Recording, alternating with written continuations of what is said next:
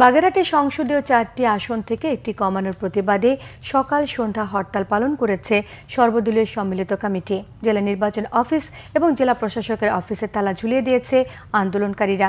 হরতালের কারণে সকাল থেকে বন্ধ থাকে অভ্যন্তরীণ এবং দূরপাল্লার যানবাহন চলাচল। চরম ভোগান্তি সইতে হয় মানুষকে। মাসুদুল হকের তথ্য ছবি নিয়ে থাকছে ডেস্ক রিপোর্ট।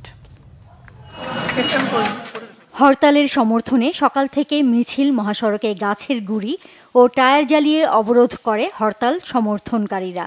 বাগেরহাট কেন্দ্রীয় বাস স্ট্যান্ড, জেলা প্রশাসকের কার্যালয়ের সামনে, খুলনা ঢাকা মহাসড়কের দশানী, নওয়াপাড়া, কাটাখালী, মোল্লাহাট সেতু এবং বাগেরহাট পিরোজপুর মহাসড়কের সাইনবোর্ড বাজার, খুলনা মোংলা মহাসড়কের ফয়লা, মোংলা বাস স্ট্যান্ড সহ জেলার অন্তত 20 জায়গায় করা হয় সড়ক অবরোধ।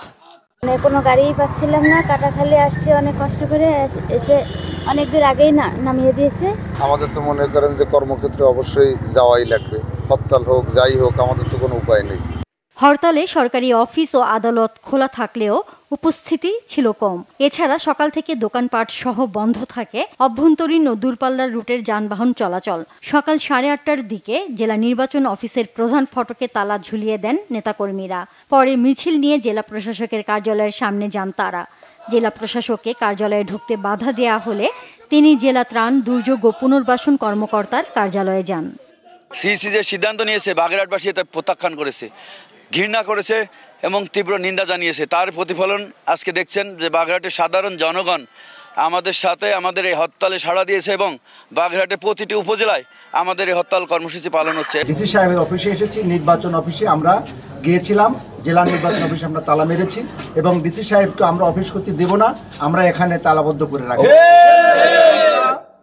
আমরা সাধারণ মানুষকে কষ্ট দিতে চাই না। আমাদের উদ্দেশ্য হচ্ছে আমাদের 4টি আসন ফেরত দিতে হবে। বাগেরহাটের পর যে অবিচার করা হচ্ছে, এই অবিচার আমরা কোনোভাবে মেনে নেব।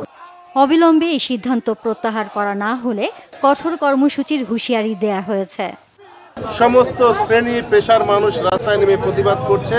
আমরা 3টি আসন চাই না, আমরা 3টি আসন নিয়ে নির্বাচনে অংশগ্রহণ করতেও চাই না।